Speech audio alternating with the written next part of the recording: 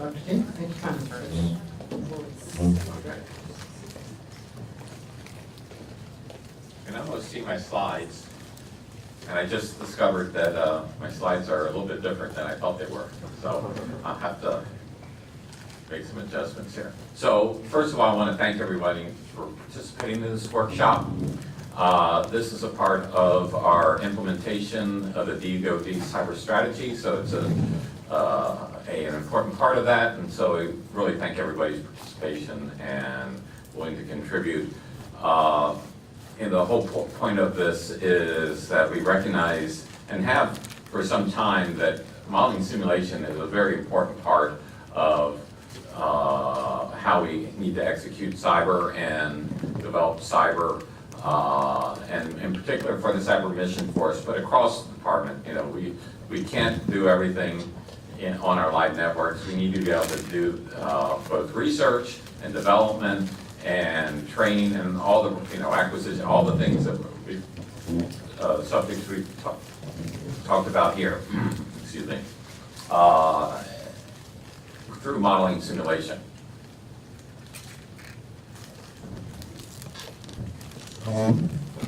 So I want to just touch a little bit on the history, because we've been working in this area for a number of years.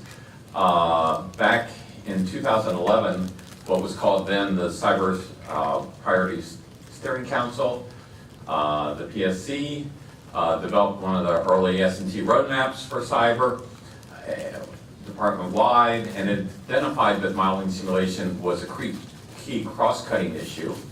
And so it's been an integral part of our overall planning for S&T in the department. In our own research portfolio, we've funded a number of different modeling simulation studies, and as well as research at some of the labs. This has been taken over, so the 2014, the PSC has become a community of interest, and it's updating the modeling the S&T roadmap, but it also has keeps the theme of modeling simulation as part of one of the key areas that we need to develop tools and techniques and do research in. So that's a continuing activity. Also, more broadly, in DoD, the Chairman of the Joint Chiefs of Staff execute order was to incorporate realistic cyberspace conditions for major DoD exercises. And it was issued in February of 2011 with a 2-year implementation. It was reissued in June of 2013 because it was not being implemented. But again, we are starting to see cyber as an element of major exercises, but quite frankly, there's still a long ways to go, as Fuzzy will testify, in order to incorporate cyber fully into all DoD mission exercises. So there's joint training guidance that has come out. There's within Cyber Command and across the OASD, the persistent training in cyber is becoming a key issue. So and there's actually investments in that. So the situation is continuing to improve, but it is a major effort. So, and then also, I guess, we've done a number of studies. We had something called the Cyber M&S Modeling Simulation Campaign report, and developed a roadmap for cyber modeling simulation capabilities, and identified several key pilot areas. I'll highlight one, but we funded a few of these pilots as well. Amica was one, but COATS was another one. And I'll just give you an example of that. In the CIMBY, the Cyber Investment Management Board, which is this key coordinating body across all of OSD and the services for cyber, our S&T landscape analysis, again reiterated that we have modeling mission dependencies from cyber as a key gap. So, and then also, Cyber Command J9 has put this in as part of their S&T strategy, as part of their mission planning, experimentation, testing, training, and exercises. So, and we're working closely with the J9 there, which is now being merged in the Capability Development Group at Cyber Command, which is being stood up. So we come to the present day where in 2015 the DoD cyber strategy was released, and it specifically calls out enterprise-wide cyber volume simulation capabilities to be developed, and M&S should be supporting the persistent training environments, the force assessments, planning and exercises. The other part of this is, so that's some of the background, is in terms of the cyber defense strategy, one of the areas, so this was promulgated to really look at our whole approach to cyber and lays out from a policy point of view what needs to take place in terms of development of cyber as a domain of military action. There were 3 key responsibilities. This comes out of the White House as well as the strategy that we're responsible for defending DoD networks and systems and information, but we also have an element of defense of the DoD homeland and national interests against cyber attacks of significant consequences. They're carefully parsed and classified words there.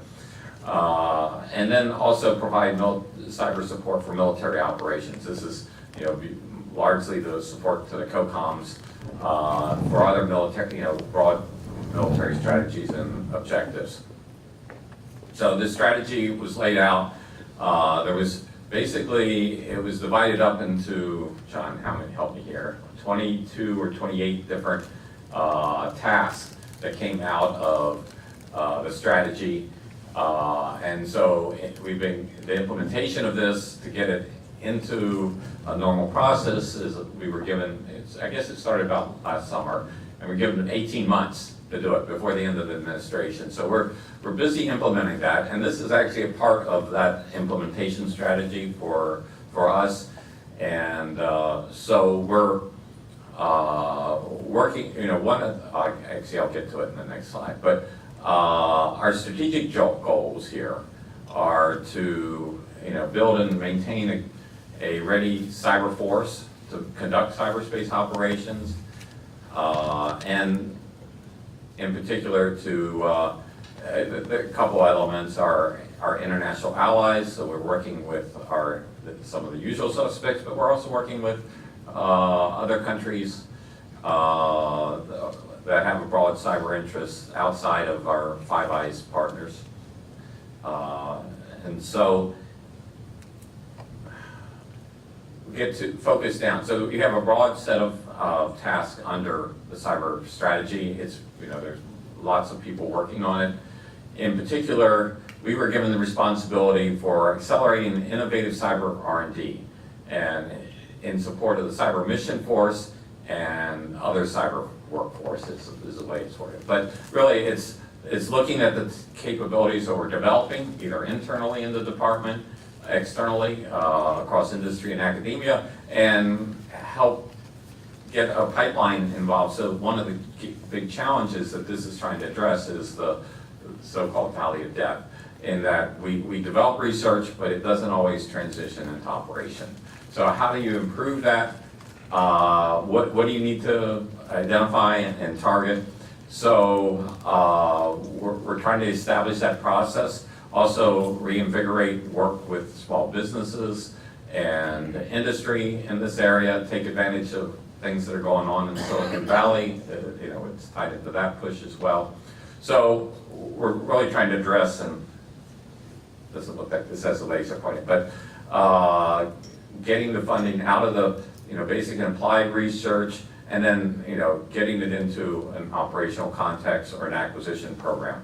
So there have really been 4 key areas of this, and we have these 4 milestones that we're working on. And the first one, and we're doing this jointly with Cyber Command as part of our activity, and also John Garska is heavily involved in this because he's the 18L lead of a broader area that includes, there's also a separate modeling simulation task. So one of the things, this workshop is actually supporting both the accelerated innovative technology and cyber modeling simulation technology being a part of that. But also there is a cyber modeling simulation effort separately. And so this workshop is supporting both of those, I would say. So we're trying to, in some sense, kill two birds with one stone.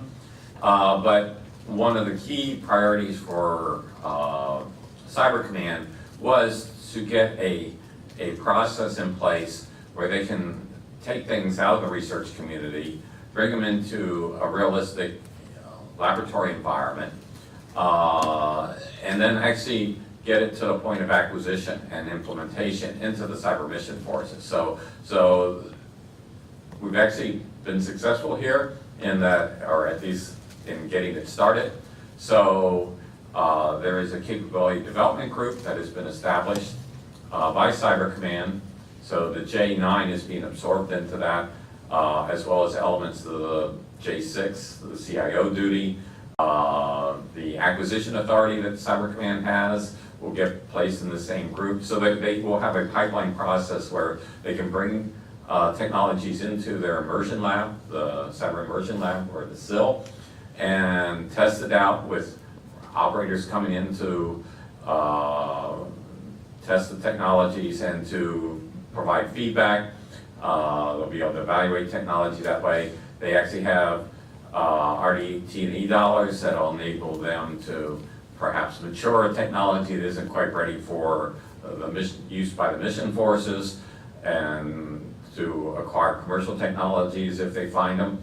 So that there is a pipeline established, and so they're just starting that process now. But that was one of the priorities, to at least get the earlier stages of that. So we weren't really working on the acquisition part of it, but the transitioning of R&D part in place. And so well, that should be stood up by the end of the year in its initial form. Cyber transition to practice. This directly targets some of the funding gaps that we've seen between doing your applied research advanced development and to the point where you can get it into an acquisition process or an operations, because many times cyber tools and techniques don't get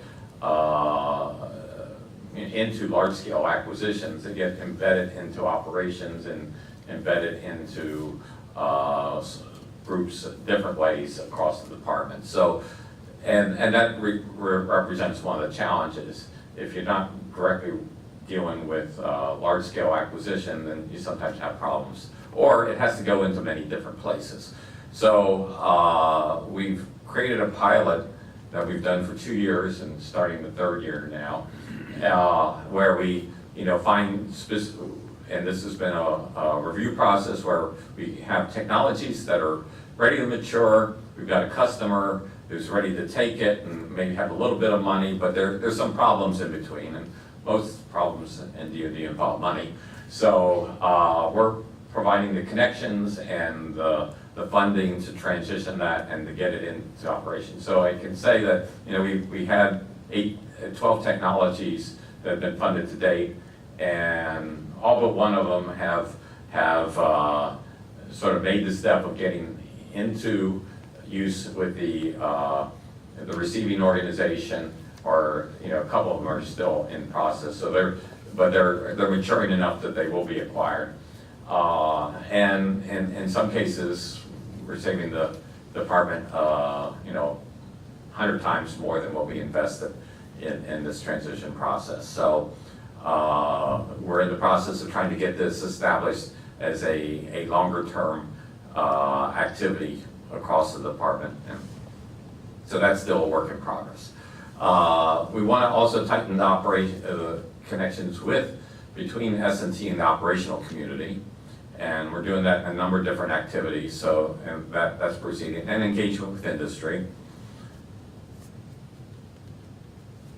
So in engagement with industry, there are a couple different activities we've done. There's something called the Innovation Outreach Program. For those that have been around a while, it was formerly called Da Vinci. But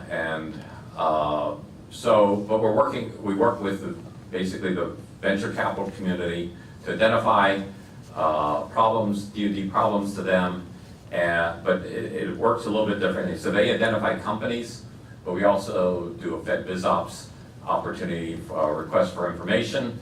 And so we've gone through the first step of identifying the problems. We got our solicitation, and we had 425 companies propose. I think that's right. That's approximately right. And so we've down selected 35. So we will be having a solutions workshop where 35 of these companies will come in and present to a DoD audience of their particular technology solution. So this is really like a matchmaking service of doing this tech scouting in the community and then bringing them into DoD. We're using what's called the ITEP program, which is an industry government exchange. It was established out of the CIO's office, but we're leveraging it to do this with industry and the DoD S&T community. So someone from a DoD lab can go into an IT, research department of a company, and vice versa. So you can bring in folks from industry as well. So we're working on that right now to get the first couple people established, and it's a 6-month program where they go in and you have that exchange, and we can do about 4 of those a year. So we're starting relatively small, but Congress is going to expand this program probably, assuming the NDAA passes next year, by a factor of 5. So we'll probably have an opportunity to expand to have, run through, right now we could run through 4 people a year, 2 full-time positions. So we could probably expand that to 20, 30, or 40. CISIAC is another way we're leveraging to work out to industry, and this is a part of that to work across an area of modeling simulation that's important, but we're also planning a few other workshops in the future.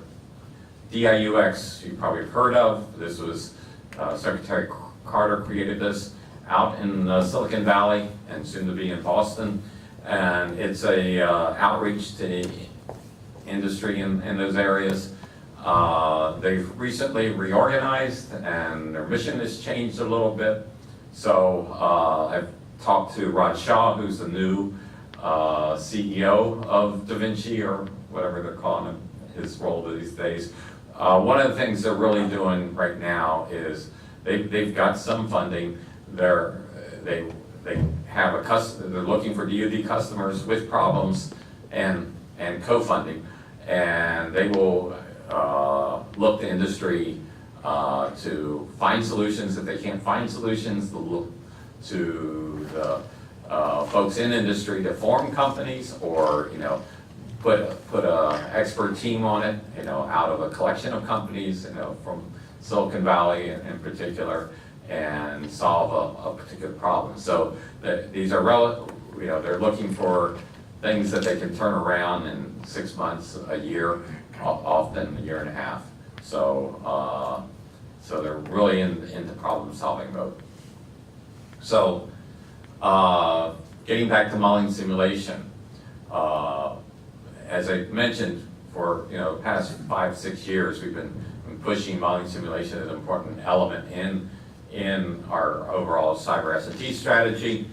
We've developed roadmaps in this, but we're really, it's still a emerging field, right? The modeling simulation of cyber effects, especially when you're dealing with an adversary relationship, as Cyber Command will be, and as a military concept is. So we've got a long ways to go to get modeling simulation to the fidelity where we would need it to be. And it's a very challenging area just by the very nature of interdependencies of information technology, the connectedness of networks, and on the scales that you have to work with, from the human down to the chips. And so while we've I think we've made progress in each of the iterations of studies that we've done, we really need to, we're taking another look at this and supporting John in the modeling simulation activity that he's leading. But we really need to address the issues of modeling simulation in the research and engineering community, what we need in terms of force structure, program analysis, and I guess you see it from the topics that are already being presented here. We're trying to, acquisition, T&E, mission planning support, and education training. And so, and John's effort is leading, and hopefully this will help provide input, this workshop provide input to that, to a POM issue paper that will accelerate funding for cyber modeling simulation across the department. I did want to highlight one example, particularly because I knew Fuzzy was going to be here. So this is a project that we helped fund called COATS, Cyber Operations Architecture Training and System. And so I saw, this was used in Ultra Freedom Guardian about almost a year ago in a demonstration. What it's trying to do is provide more realistic cyber effects into the training environment. So, but without introducing malware. So it's an agent-based approach, and so in many of these exercises, previously white carding of the cyber effects was put in, and that doesn't give you the realism you need, because one of the problems with cyber is the uncertainty that you face as if you're a defender of a network, of what's really happening on your network. And a white card tells you what's happening on your network, so you go fix it. So that doesn't provide the realistic scenario to rehearse combat operations in a real, if it's not an exercise, but a force against force. And so this tool enabled you to introduce those effects without introducing the malware. And even so, the experience we had at the first Ultra Freedom Guardian is they're very restrictive of what they would allow cyber to do in that exercise. So even though it couldn't harm the system, but they're worried about the effects and the disruption that cyber would have. And that's all the reason more to introduce it into these exercises, because that's, our adversaries are not going to be so kind as to not disrupt our operations because it might mess things up for us. So that's the intent, and so we should be fully exercising that. So I think this was a great effort to really actually introduce this into a major, these major exercises. So Buzzy has moved on to that. He's gone from coats to jackets, and he can tell you more about that later. So in summary, and I guess I should have said it first, anytime you want to ask questions, you can interrupt me.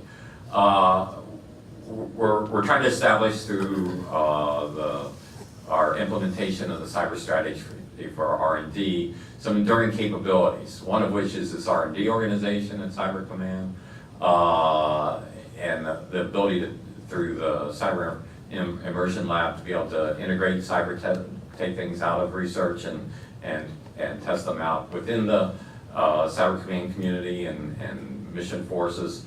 We're looking at continuing to transition and mature methods of transitioning mature S&T and getting that into some of our existing activities. So we're specifically trying to do this, the cyber transition to practice, but there are other mechanisms, because we don't make enough use of our JCTDs and emerging capability activities that could be ways of funding cyber transition as well. So we're working internally in ASD R&E on that. So and we're also trying to feed this activity into the overall modeling simulation that John Garsk is pushing forward. So we're engaging with multiple organizations to do this, as you can see there, and it's an ongoing process, but I think we've actually made a lot of progress, both in the modeling simulation, capturing what we need to do in the modeling simulation, as well as in technology transition.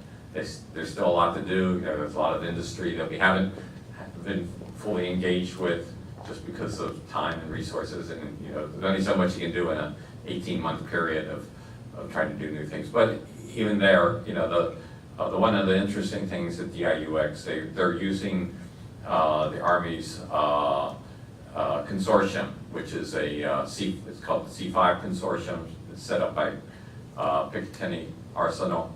So it's another transaction authority. So it's a way of and it's an open consortium, so any company can join the consortium. And so it's a way of getting work on contract very quickly using OTAs. So one of the problems that we have with industry, especially cyber industry, is the timelines of acquisition. So with this type of other transaction authority, we're able to work more quickly with small companies, and claim is less than 60 days. So I haven't actually seen it work yet, personally, but that's what they're saying. So happy to take any questions. Yes. Sir, since I don't know the entire room, were we able to get anybody? Yes, sir. Were we able to get anybody from Cyber Command, our Cyber, or DIUX here? No one from DIUX. Let's see. We don't have. No. The answer is no. Okay, thank you. Derek Worthy this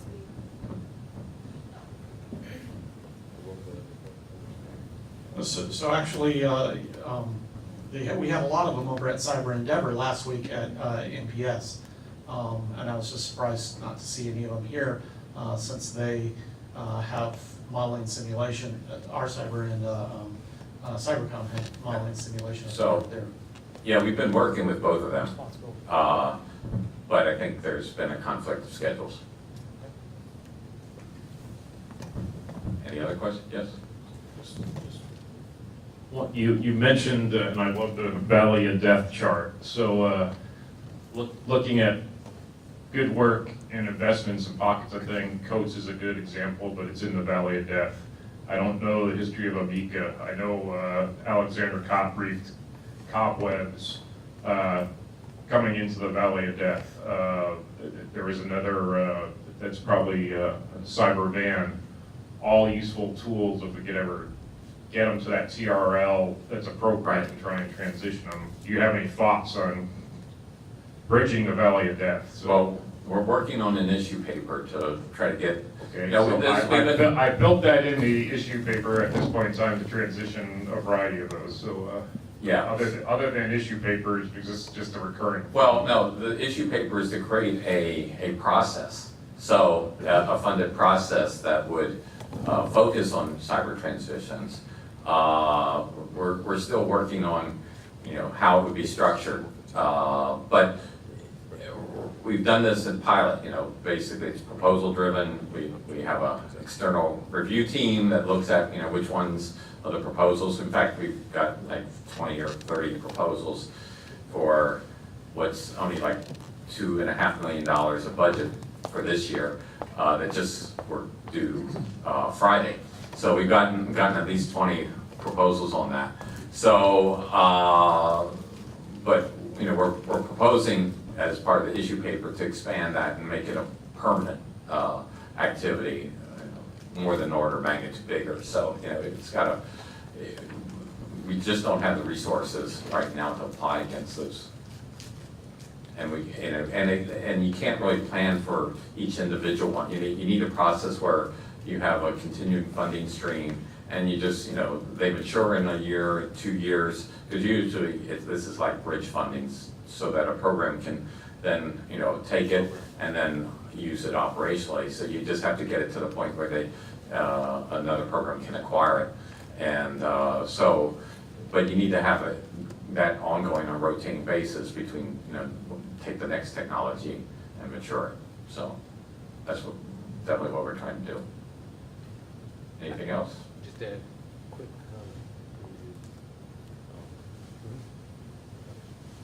I can hear you. just a quick comment. I think there's a tech transition agreement.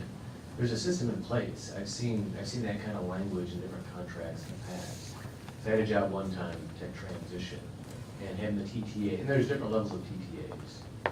So the idea is the program office sort of signs in the first place and says, yes, I'm interested in technology. And then over time, they become more and more involved financially in the whole shot in order to take it. And I think DARPA they used to have a tech transition group. It was run by a Marine Lieutenant Colonel. Different lead now. Because we were, with MISCO, they reached out to us for modeling and sim capabilities that they might use to prove the concepts to the rest of DARPA, in terms of who would how to transition, that kind of thing. So, yeah, the service labs generally have those type of things. In many cases, Giorgio's here from CERTEC, they in their 6.3 money, they actually have to have a operational command endorse it and say, yes, they'll use it. But even, and ONR does the same thing, Air Force does the same thing, but even so, when it comes to cyber, there's usually there's often a gap. And so we're trying to bridge that gap. So, and this would be specifically focused only on cyber. So there's some larger scale programs that work, but then, I don't think they have been very effective at being able to address some of the cyber problems. Okay, well, I encourage, I think there was, I stopped in a couple of the meetings. There was good discussion this morning. Continue this afternoon because, we're trying to definitely want to make use of the results of this workshop and the ideas that come out of it. Thank you.